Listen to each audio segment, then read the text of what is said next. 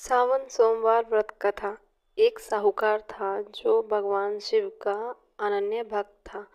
उसके पास धन धान्य किसी भी चीज की कमी नहीं थी, लेकिन उसकी कोई संतान नहीं थी और वह इसी कामना को लेकर रोज शिव जी के मंदिर जाकर दीपक जलाता था। उसके इस भक्ति भाव को देखकर एक दिन माता पार्वती ने शिव जी से कहा कि हे प्रभु, यह साहूकार आपका अनन्य भक्त है। आपको किसी बात का कष्ट है तो आपको उसे स्वयं अवश्य दूर करना चाहिए। शिव जी बोले कि हे पार्वती, इस साहूकार के पास पुत्र नहीं है, यह इसी से दुखी रहता है। माता पार्वती कहती हैं कि हे ईश्वर, कृपया करके इसके पुत्र को वरदान दे दीजिए। तब भोलेनाथ ने कहा कि हे पार्वती, साहूकार के भाग्य में पुत्र का योग नहीं है। ऐसे में अगर इसे पुत्र प्राप्ति का वरदान भी मिल गया तो वह केवल 12 वर्ष की आयु तक ही जीवित रहेगा। यह सुनने के बाद भी माता पार्वती ने कहा कि हे प्रभु, आपको इस साहूकार को पुत्र का वर देना ही होगा, अन्यथा भक्त भक्त क्यों आपकी सेवा पूजा करेंगे। माता के बार बार कहने से भोलेनाथ ने कहा साहूकार को पुत्र का वरदान दे दिया, लेकिन यह भी कहा कि वह केवल 12 वर्ष तक ही जीवित रहेगा। साहूकार ये सारी बातें सुन रहा था, इसलिए उसे ना तो खुशी हो रही और ना ही दुख। वह पहले की तरह ही भोलेनाथ की पूजा अर्चना करता रहा। उधर सेठानी गर्भवती हुई और 9वें महीने में उसने सुंदर से बालक की प्राप्ति हुई। परिवार में खूब हर्षोल्लास मनाया गया, लेकिन साहूकार पहले की ही तरह रहा और उसने बालक की 12 वर्ष की आयु का जिक्र किसी से भी नहीं किया।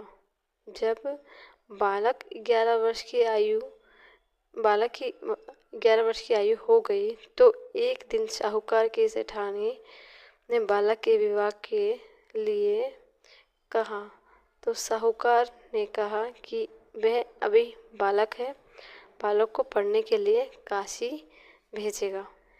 इसके बाद उसने बालक के मामा जी को बुलाया और कहा कि इसे काशी पढ़ने के लिए ले जाओ और रास्ते में जिस भी स्थान पर रुकना वहाँ यज्ञ करते और ब्राह्मणों को भोजन कराते हुए आगे बढ़ना।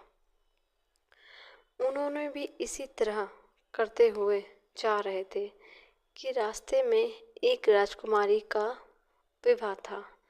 जिससे उसका विवाह होना था, वह एक आँख से काना था। उसे उसके पिता ने जब अति सुंदर साहूकार के बेटे को देखा तो उनके मन में आया कि क्यों ना इसे ही घोड़ी पर बिठाकर शादी के सारे कार्य संपन्न करा लिया जाए। तो उन्होंने मामा से बात की और कहा कि इसके बदले में वे अतः धन देंगे, तो वह भी राजी हो गए। इसके बाद साहूकार का बेटा विवाह की वेदी पर बैठा और जब विवाह कार्य संपन्न हो गए तो जाने से पहले उसने राजकुमारी की चुंदरी के पल्ले पर लिखा कि तेरा विवाह तो मेरे साथ हुआ, लेकिन जिस राजकुमार के साथ भेजेंगे वह तो एक आँख का काना है। इसके बाद वह अपने मामा के साथ काशी के लिए चला गया। उधर जब राजकुमार ने अपनी चुनरी पर लिखा हुआ पाया तो उसने राजकुमार के साथ जाने से मना कर दिया। तो राजा ने भी अपनी पुत्री को बारात के साथ विदा नहीं किया। बारात वापस लौट गई। उधर मामा और भांजे काशी जी पहुंच गए थे। एक दिन जब मामा ने यज्ञ रचा रखा था और भांजा बहुत देर तक बाहर नहीं आया, तो मामा ने अंदर जाकर देखा तो भांजे के प्राण निकल चुके थे। वह बहुत परेशान हुए लेकिन सोचा कि अभी रोना पीटना मचाए तो ब्राह्मण चले जाएंगे और यज्ञ का कार्य अधूरा रह जाएगा। जब यज्ञ संपन्न हुआ तो मामा ने रोना पीटना शुरू किया। उसी समय शिव पार्वती उधर से जा रहे थे। तो माता पार्वती जी ने शिव जी से पूछा, हे प्रभु, ये कौन रो रहा है? तभी उन्हें पता चलता है कि ये तो भोलेनाथ के आशीर्वाद से जन्मा साहूकार का पुत्र है। तब माता कहती है कि हे स्वामी, इसे जीवित कर दें, अन्यथा रोते रोते इसके माता पिता के प्राण निकल जाएंगे। तब भोलेनाथ ने कहा कि हे पार्वती, इसकी आयु इतनी ही थी सो वह भोग चुका है। लेकिन माँ के बार बार आग्रह करने पर भोलेनाथ ने उसे जीवित कर दिया। लड़का ओम नमः शिवाय करते हुए जी उठा और मामा भांजे दोनों ने ईश्वर को धन्यवाद दिया और अपनी नगरी की ओर लौटे। रास्ते में वही नगर पड़ा और राजकुमारी ने उन्हें पहचान लिया। तब राजा ने राजकुमारी को साहूकार के बेटे के साथ बहुत सारे धन धान्य के साथ विदा किए। उधर साहूकार उसकी पत्नी छत पर बैठे थे।